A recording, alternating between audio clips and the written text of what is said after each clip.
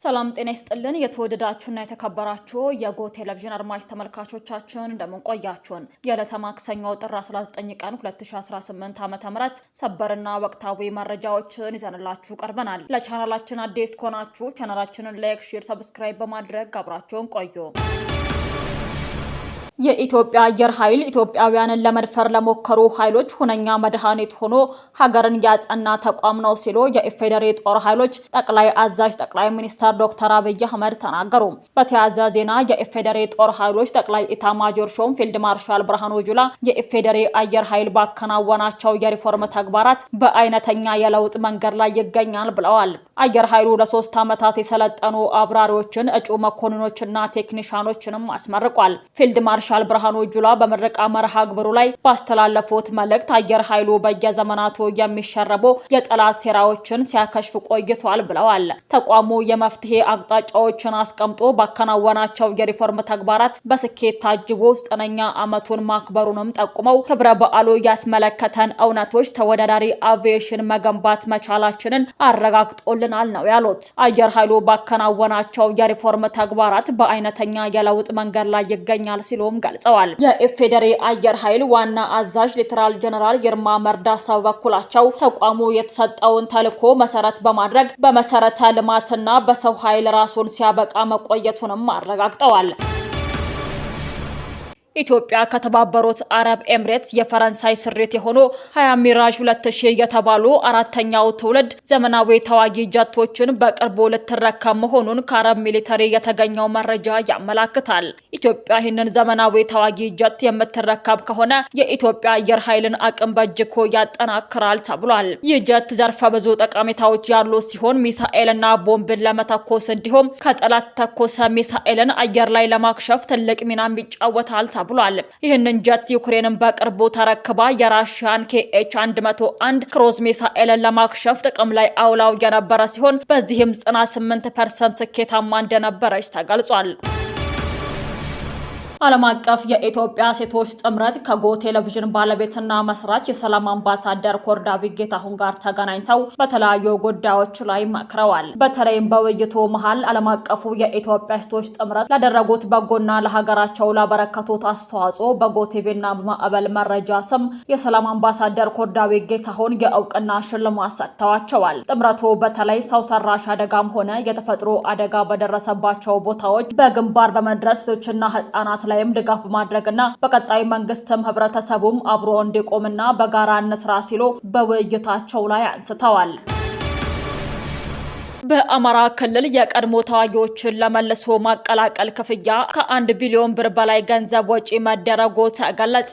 ባለፉት ጊዜያት በተለያዩ ዙሮች በአማራ ክልል ብቻ ከ13000 በላይ የቀድሞ ተዋጊዎች ወደ ሰላም ተመልሰው በዲዲአር ፕሮግራም እንዲያልፉ ተደርጓል ተብሏል። እስካሁን ድረስ አስተዳደራዊ ወጪዎችን ሳይጨምር በአማራ ክልል ለቀድሞ ተዋጊዎች የመልሶ ማቀላቀል ክፍያ ብቻ ከ1 ቢሊዮን ብር በላይ ገንዘብ ወጪ መደረጉን የብሔራዊ ተሃድሶ ኮሚሽን ተናግሯል። ከ83000 በላይ የቀድሞ ተዋጊዎችን በተሃድሶ እንዲያልፉ በማድረግና መልሶ ማቀላቀል መቻሉን ኮሚሽኑ ገልጿል። ከዚህ ውስጥ በትግራይ በአማራና ኦሮሚያ እንዲሁም በአፋር ክልሎች የተደረገ ነው ተብሏል። ኮሚሽኑ እንደገለጸው ከሆነ በተደረገው የመጀመሪያ ደረጃ ጥናት በሀገሪቱ 7 ክፍሎች ከ371000 በላይ የቀድሞ ተዋጊዎች ተለይተዋል ሲል ገልጿል።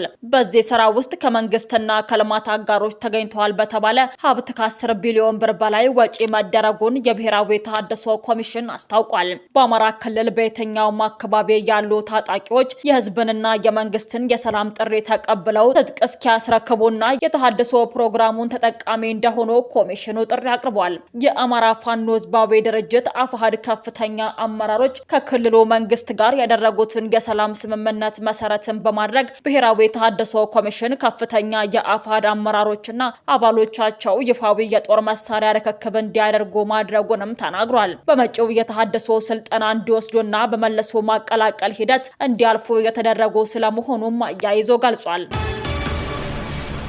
በትላንትናው ዕለት የህወሓት ታጣቂዎች በጠለምት ማይዳጉሻ ጥቃት ከፍተው ነበር። ጥቃቱን የከፈቱት የህወሓት ታጣቂዎች ምዕራብ ግንባር አርሚ 11 ኮር 113 ደደቤት ክፍለ ሰራዊት ሲሆኑ መከላከያ ሰራዊትና የአካባቢው የጸጥታ ኃይል በጋራ በወሰዱት የአጸፋ እርምጃ መደምሰሳቸውና መበታተናቸው የተገለጸ ሲሆን የደደቤት ክፍለ ሰራዊት አዛዥና የሎጂስቲክ ኃላፊው ከ3 ዲሽቃና 3 ብሬን 20 ክላሽ የሞተር ተተኳሽና ብዛት ካላቸው ጥይቶች ጋር እንደተማረኩ ተገልጿል።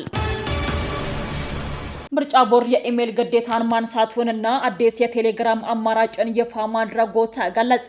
የኢትዮጵያ ብሔራዊ ምርጫ ቦርድ ለ7ኛው ሀገራዊ ምርጫ እጩዎችን በበይነ መረብ ኦንላይን ለመመዝገብ አስገዳጅ የነበረውን የግል የኢሜል አድራሻን የመጠቀም መመሪያ ማንሳቱን አሳውቋል። ውሳኔው የተላለፈው 8 ተፎካካሪ የፖለቲካ ፓርቲዎች ካቀረቡት ቅሬታ በመነሳት ነው ተብሏል። ህብር የኢትዮጵያ ዲሞክራሲ ፓርቲ፣ መላው የኢትዮጵያ አንድነት ድርጅት፣ ባልደራስ ለእውነተኛ ዲሞክራሲ፣ ትብብር ለኢትዮጵያ አንድነት፣ አማራ ጊዮናዊ ንቅናቄ ፓርቲ፣ የኢትዮጵያ ህዝባዊ አብዮታዊ ፓርቲ፣ የኢትዮጵያ ሶሻል ዲሞክራቲክ ፓርቲ፣ የወላይታ ብሔራዊ ንቅናቄ ፓርቲ በምርጫ ቦርድ የእጩዎች መሪ ቀነኒ አንሰርሞ እንደገለጹት ቦርዱ የፓርቲዎችን ቅሬታ በአዎንታዊ መልኩ በመቀበል የሚከተሉትን ማሻሻያዎች ይፋ አድርጓል። ከኢሜል በተጨማሪም መረጃዎችን ለመለዋወጥና ለመመዝገብ የሚያስችል አዲስ የቴሌግራም ቻናል አዘጋጅቷል ተብሏል።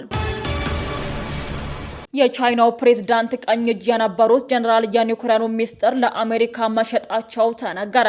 በቻይና ወታደራዊ አመራር ውስጥ ታይቶ የማይታወቅ ታላቅ ድንጋጤንም ፈጥሯል። የፕሬዝዳንቱ የቅርብ ወዳጅና የሀገሪቱ ከፍተኛ ወታደራዊ መኮንን የሆኑት በከፍተኛ የሀገር ክህደት ምርመራ እየተካሄደባቸው መሆኑም ተሰምቷል። የኒውክሌር ሚስጥር ሽያጩ ጀነራሉ የቻይናን እጅግ ሚስጥራዊ የሆኑ የኒውክሌር ቴክኖሎጂ መረጃዎችን ለአሜሪካ አሳልፈው ሰጥተዋል በሚል ክስም ቀርቦባቸዋል። ከፍተኛ ሙስና፣ በጦር ኃይሉ ውስጥ ለሹመትና ለደረጃ እድገት ከፍተኛ ገንዘብ ሲቀበሉ እንደነበርም ተደርሶበታል ተብሏል።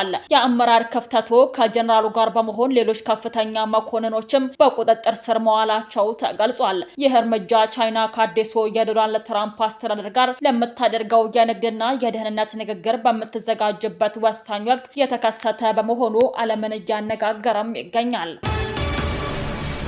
ውድ አድማጭ ተመልካቾቻችን ለሰዓቱ ያዘጋጀንላችሁ አባይትና ትኩስ መረጃችን ይህን ይመስል ነበር። አብራችሁን ስለነበራችሁ ከልብ እናመሰግናለን። በያላችሁበት ሰላም ቆዩን።